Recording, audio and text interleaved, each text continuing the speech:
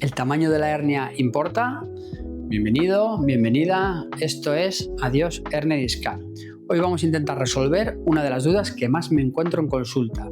¿Tiene relación el tamaño de la hernia con la sintomatología?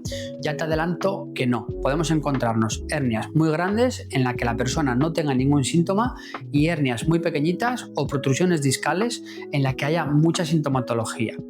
Antes, o para explicarte esto, quiero recordarte los tipos de hernias según su grado de avance y según su dirección. Según su grado de avance podemos encontrar hernias discales contenidas, extruidas y secuestradas. Esto es un disco intervertebral, se divide en dos partes, el anillo fibroso y el núcleo pulposo.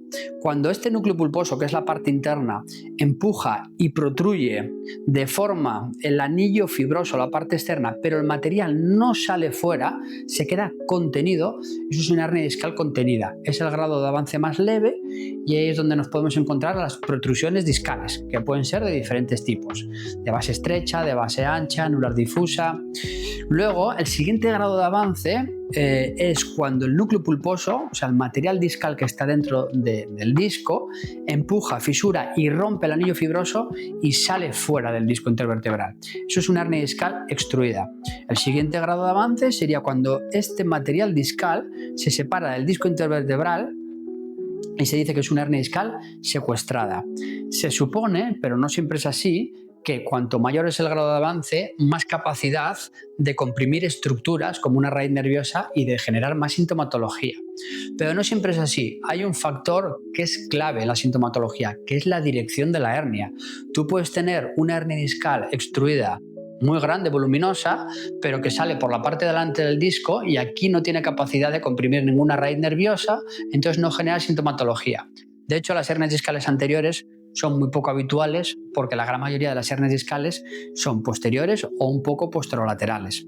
¿Por qué? Porque la vida por lo general la hacemos hacia adelante. ¿Qué quiere decir esto? Pues que nos sentamos hacia adelante, que nos agachamos hacia adelante, no hacemos la vida hacia atrás. Entonces, si esta es la columna, esta es la parte de atrás de la columna y yo me agacho hacia adelante, comprimo la parte anterior de la columna, ¿vale? Y al comprimir la parte anterior de la columna sale más presión hacia atrás y ahí es cuando aparece más posibilidades de producirse algún tipo de hernia.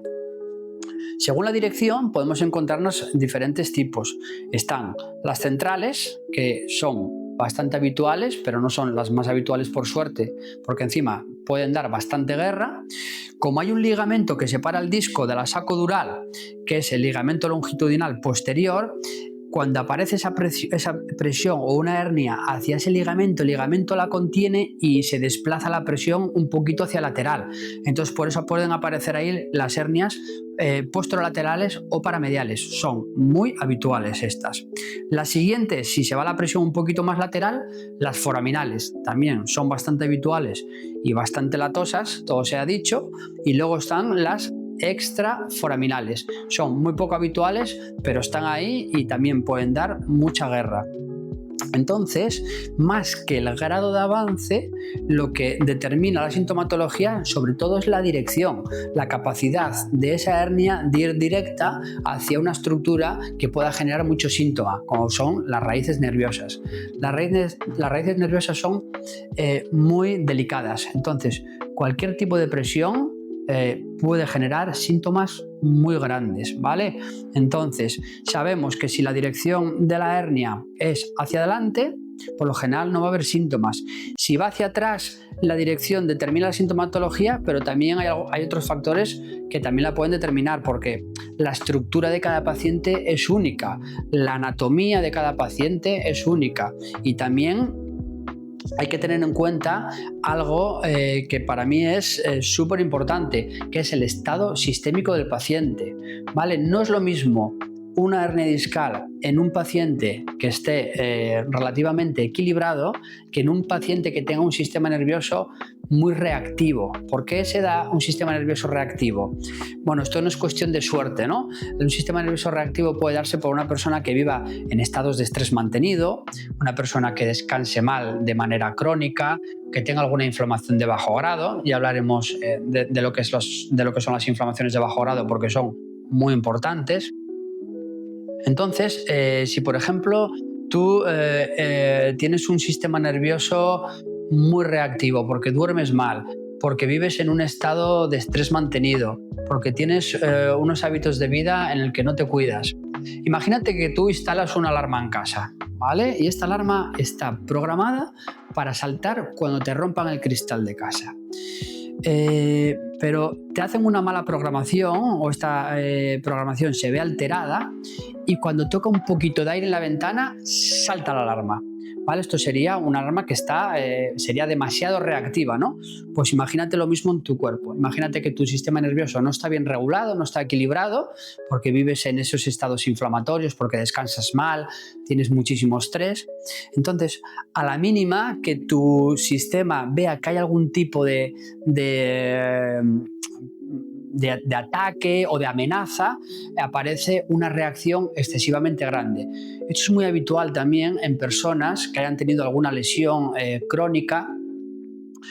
Por ejemplo, cuando alguna hernia no consigue o un cuerpo no consigue adaptarse a esa hernia o no consigue reabsorberla o no consigue repararse por lo que sea, y esa persona vive durante meses con mucho dolor, su sistema nervioso al final se vuelve muy reactivo, se vuelve muy alterado.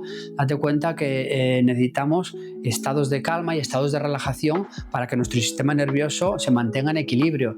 Claro, si tú estás 1, 2, 3, 5 meses, un año y algunas personas incluso más tiempo con estados de dolor, eso va a alterar mucho tu sistema nervioso porque vas a vivir muy estresado. Emocionalmente no vas a estar estable. Seguramente que tengas sentimientos de frustración, de miedo, de ira, ¿vale? Todo eso va a afectar a tu sistema nervioso. Entonces, ya sabemos que el tamaño de la hernia no es lo más importante.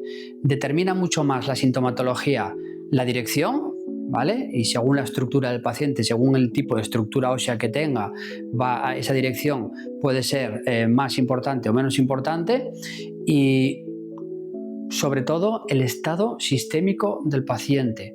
Por eso, aquí en Adiós Hernia Discal siempre defendemos el reequilibrar la salud a través de los hábitos de vida, a través de la nutrición, ya que la nutrición puede generar o mucha inflamación o al revés, favorecer los procesos de cicatrización con los nutrientes adecuados. El descanso es vital, el descanso es el taller, ¿no? Digamos que si tú tienes un taller y lo abres media jornada porque le quitas horas, porque duermes mal o porque consideras que dormir es perder el tiempo, claro, esas horas son vitales para reparar tu cuerpo. Entonces necesitamos prácticamente, la media sería entre 6 y 8 horas de un sueño de calidad. Siguiente, el ejercicio. El ejercicio va a ser un regulador del sistema nervioso también. Aparte que nos va a favorecer para tener una buena estructura muscular, para tener una buena estabilidad de nuestra columna. Y luego la cuarta, y no menos importante, que es la gestión emocional, ¿no? La gestión emocional para mí casi es todo. No te voy a decir el punto más importante porque es el equilibrio de todo, pero es fundamental.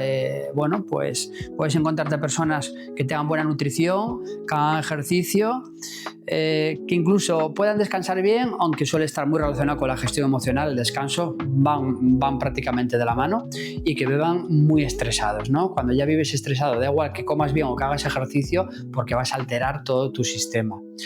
Bueno, pues entonces yo creo que ha quedado claro que el tamaño de la hernia no importa, y si en una resonancia magnética aparece algún informe que pone una hernia discal voluminosa, esto no es para que te asustes, ¿vale? Porque me encuentro personas que igual tienen dolores de espalda, se van a hacer una resonancia, aparece una hernia discal voluminosa y ahí parece que se acaba el mundo, ¿no? Pues no.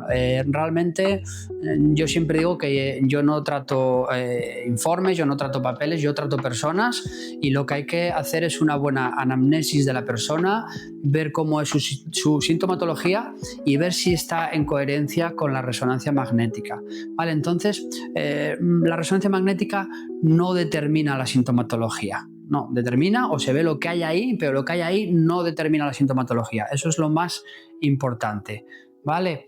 Venga, pues yo creo que ha quedado bastante claro. Como siempre digo, pues si te ha servido de utilidad este vídeo, suscríbete al canal si todavía no estás suscrito. Si crees que a alguien le puede interesar, comparte el vídeo, por favor. Vamos a intentar ayudar al máximo número de personas. Darle a like, que eso también ayuda. Y bueno, como siempre digo, no esperes el cambio, sé el cambio. Nos vemos en el próximo vídeo. Gracias.